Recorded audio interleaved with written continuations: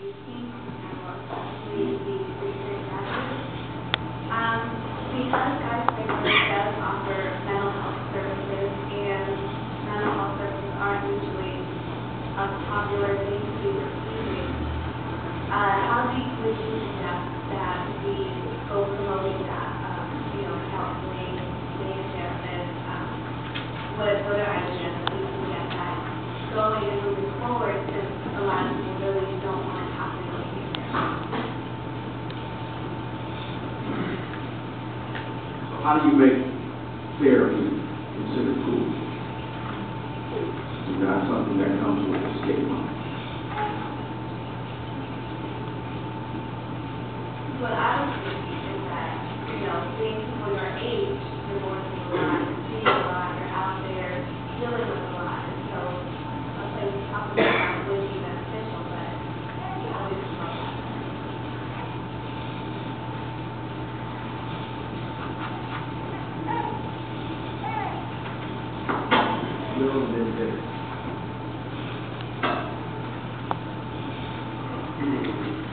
You said how do you promote it better, or how do you advertise it better?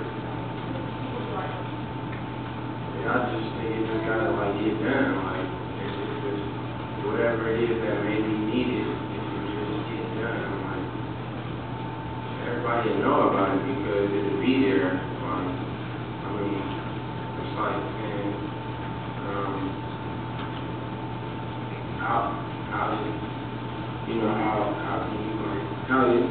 how did people find out, or how did kids find out about whatever event they may go to, like Chuck E. Cheese or something? It's just getting known because people will start going to it. So if it's entertainment enough, then by little people going, then a lot of people start going. So it'll promote itself. Basically, that's what I'm trying to say.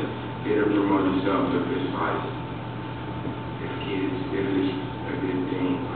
So let me add a question to that too. So just if we take the city of Oakland, and you mentioned homicide, so that's a lot of trauma, right? So our students are coming to school hearing about and experiencing a lot of trauma. Now, the news reports to us the actual homicides. What they don't report is how many people got shot last night or shot at last night. So if there was 115 homicides last year in Oakland, probably 400 people were shot at. 115 of those lost their lives. So, and just working in a school district, I mean, it's a consistent conversation about who was murdered, or who was robbed, or who robbed somebody, or who had this taken. So, and all of that falls under the lens of a type of trauma, but we don't always have students signing up to deal with the trauma that they have experienced. So I think part of that question is, so how would it be best to develop and market counseling services to youth that are experiencing all of this trauma but not receiving any services for it? And Dennis, you have your hand up too. I see Will thinking.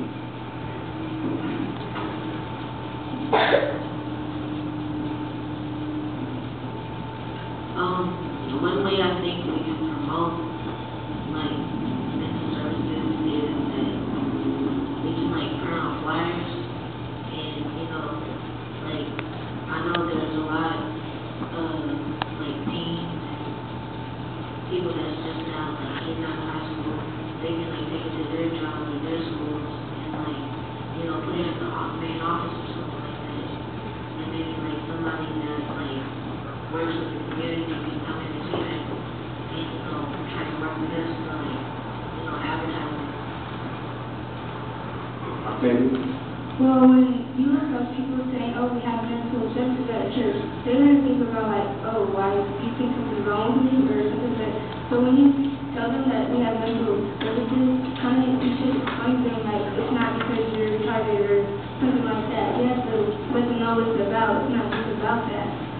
Just break it down to them what it is, and it's just like, and you have to experience it yourself also. So you won't be like, oh, it's not boring. It's not something you just think you need to have a special need. It's actually fun. You get your emotions out. Just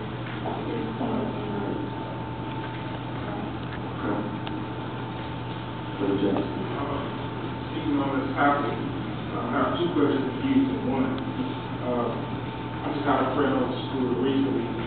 He just got killed on his 24th birthday. And this wasn't a dude who was in the street. He went to school. He was a college dude. And I didn't really hear, there's no coverage on it. Nobody really talked about it. I couldn't even bring it to myself to go to the store because it was just too much to deal with. So I know that's part of reading. The question is, what really defines mental services as far as what we have to offer and what can be offered? Like, I've seen at different congregations where they have a reading team, and people sit and talk about that. A lot of the youth, I don't think there's anything like that around either. So, like, what would, as far as making it appealing, how do you encourage that? And what makes it, what is the mental service? I guess is what I'm asking. I'm going to let Dr. Rose respond to that. Pastor Elijah.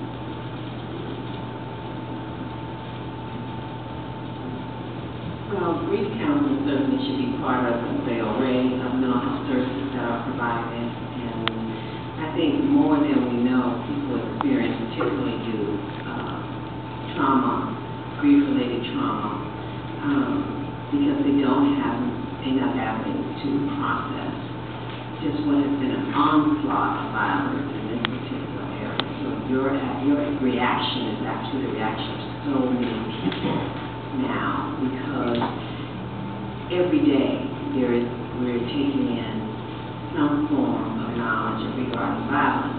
Either we know someone directly, or we hear about it, or we're seeing it, or we're feeling it.